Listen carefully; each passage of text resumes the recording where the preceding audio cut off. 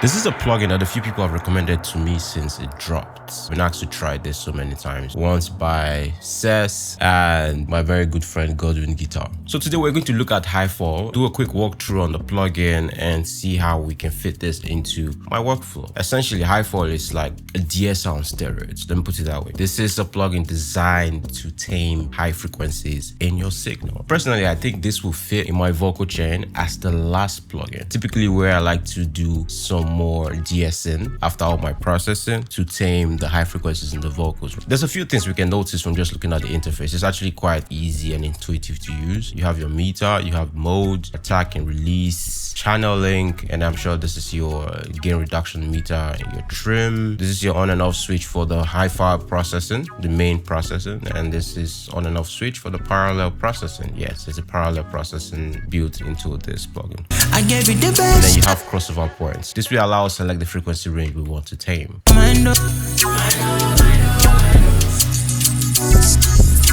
Right, so that's how that works. And one difference between the main processor and the parallel processor is the fact that this is filters, right? So you have a filter here filtering everything below 3.4 kilohertz and filtering everything above. While on the parallel processor, this is not a filter. This is basically selecting the frequency you want to add into your signal while muting everything before and after. I'm going to just use this like I normally would use it for vocals. Select. I think here it's very harsh. Let's see. And now we can go to our threshold and just pull this down until we start to get some gain reduction. I gave you the best of me, no way you the best for me. Shout it. I didn't focus on the sign, so cause you be like ecstasy, no way I give you extra things. I mean, that's definitely smoother. And you might be thinking, what if I want to go lower than this? But you can come down here, click on this arrow to extend the range or the scale of the meter, essentially. And that means we can pull the threshold down even some more. I gave you the best of me, no why you the best for me. I didn't focus on the sign, so cause you be like ecstasy, no way I give you extra things. You for my I gave you the best of me. Oh, that's very nice. I actually like the way that sounds. We have both our attack and release settings. So currently it's set to slow, and I think slow is good, especially if you're using this for your mix box or your mastering chain, right? Because you want the transient to cut through, and you also want a fast release if you're using it on your mastering chain as well. Fast will probably be great for vocals. So let's try fast and slow release and just hear what that sounds like. I gave you the best of me, no why you the best for me. I didn't focus on the sign, so cause you be like ecstasy, no way I give you extra things. You for my I gave you the best of me, no why you the best for me. Yeah, I really like the warm tone that you're getting from this so far. And apparently this attack and release functions, they work differently from your typical attack and release settings, right? The attack and release times are fixed. So technically what will happen is if you set it to fast to get to the fixed attack time faster, and if you set it to slow, it will take a little bit longer to get to the attack time. And I think you can actually see that from the meter here. So if we put it at slow attack, let's see.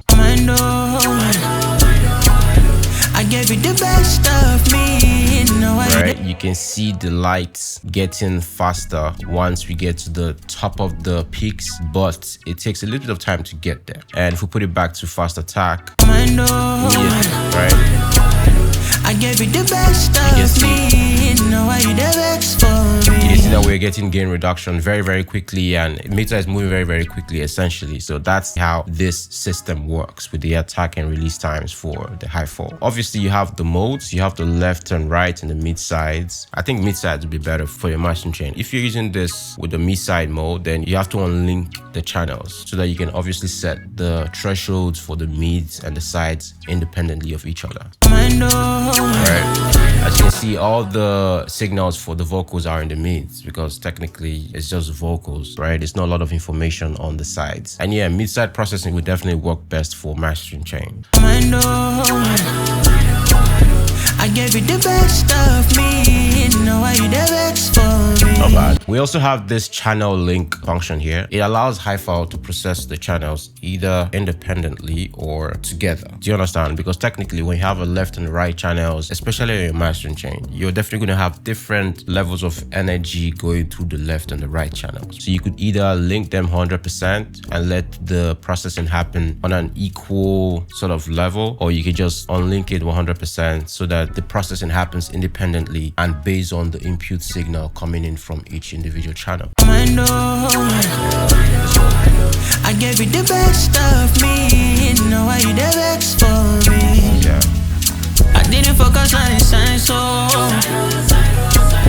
cause you be like ecstasy, know why I give you extra things. And also this meter here, this is not showing you the overall input level of the signal coming in. It shows you the input level of the specific frequency range that you are targeting. For example, if we move this higher, I gave you the best of me, know why you the you can see best that the level goes down, essentially, right? So Higher frequencies has less amplitude, right? So that's basically what this does. It just shows you the level of the specific frequency range that you are processing. I gave you the best of me. Actually sounds very good, I'm not gonna lie.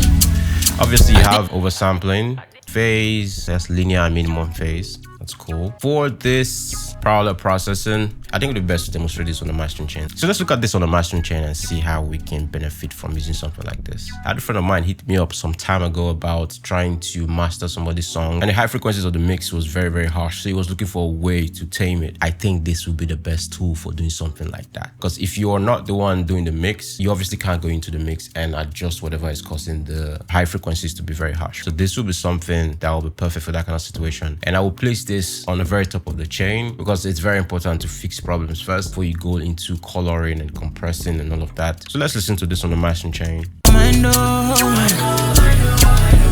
gave you the best of me, know why you the best for.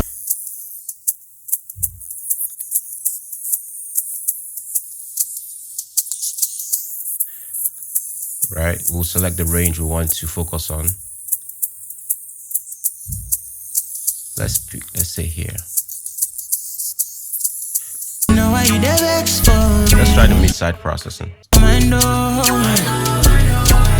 I gave you the best of me, know why you the best for me.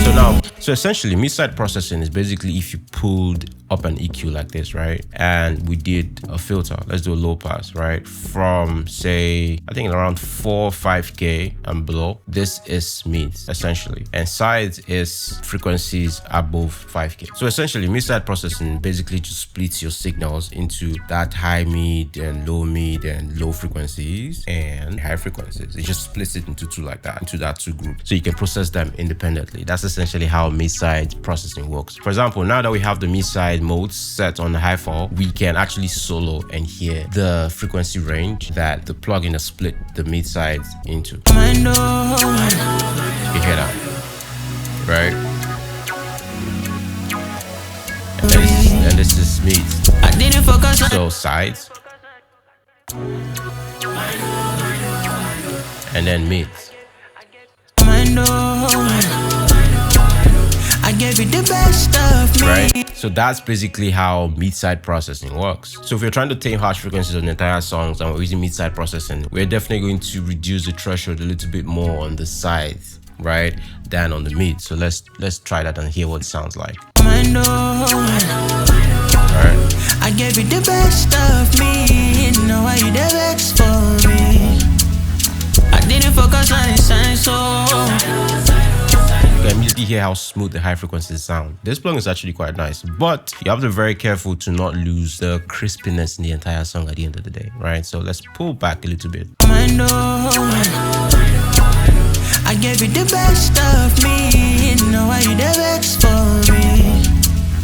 I didn't focus on the sign, so Yeah, I like that. I actually really like that. Mind on. Oh, that's nice. I gave you the best of Again, slow attack and fast release is great for mastering because you need your transient to cut through and you want the processing to be over as quickly as it starts, right? And let's look at the parallel limiter.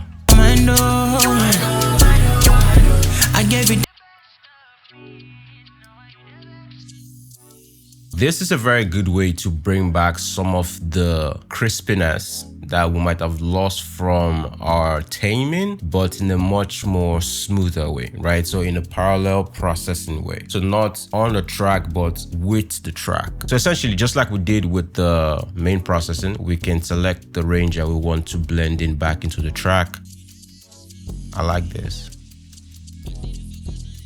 So one very interesting feature that is baked into this parallel limiter knob is the fact that you have both threshold and auto gain baked into this. So which means as we begin to increase the threshold to get some more compression, we're going to get makeup gain. But there's also something that I think is quite interesting. At 0, the threshold is exactly the same as the set threshold that we've set with the original processing on the Highfall. And then once we begin to increase this, we get more compression in relation to what we have here. So essentially at 7 dB, we have 7 times more compression than what we already getting from the original Highfall processor added to the parallel signal. That's essentially how this works, and I think it's quite cool.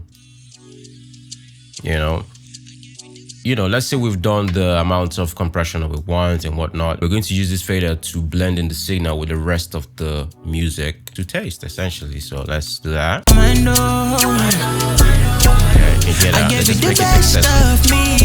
Know why you the best for me. I didn't focus on the sign, so cause you be like ecstasy. Know why I give you extra things. Mind on. I really like that, man. This is actually really making the high ends very smooth and crisp at the same time. And we do have the solo button here, so we can listen to the level of the parallel signal essentially. So something like this. Basically, that's the level of the signal we are blending in with the rest of the music. Mind on. I gave you the best of me. So I'm going to bypass this and put it back in so you can hear the difference. So without it. Mind on. I gave you the best of me. Know why you the best for me. Yeah. Mind on. I gave you the best of me. Know why you the best for me. Okay. It's definitely smoother, okay? But I need you to also bear in mind that mixing is subjective. Some people would actually prefer the mix without the Highfall. Mind on. I gave you the best of me. You know, but I honestly think Mind on. I gave you the best of me. Know why you the best for But I me. honestly think this record sounds better with the Highfall. And so far so good, man. I think this will definitely fit into my workflow going forward, especially for tracks that need it, because not all tracks will need this. And I think this is perfect if you are mastering other people's songs, man, because you obviously can't control how other people mix their high frequencies, right? But with this, you can tame it, you can manipulate it, you can make it very buttery. You know, this is actually a very dope plugin. So what do you guys think about the Highfall plugin? If you tried it before, let me know your thoughts in the comment section below. So that's it for now, man. I hope you got something from this. And if you did, make sure you leave me a like and subscribe to the channel if you've not. And if you'd like to book my services for mixing and mastering, I'm going to leave a link below to the engineers page where you can book my services, or you can hit me up on Instagram at BenMacaulayDB. And if you'd like to buy my vocal preset for Logic, FL Studio and Pro Tools and Ableton, as well as my mixing and mastering preset for Logic Pro and Pro Tools, I'm going to leave a link below for that as well. Okay, so that's it for now. I shall see you on the next one. Benny Macaulay out. Mind on. I gave you the best of me. Know why you the best for me. I didn't focus on the sign, so cause you be like ecstasy.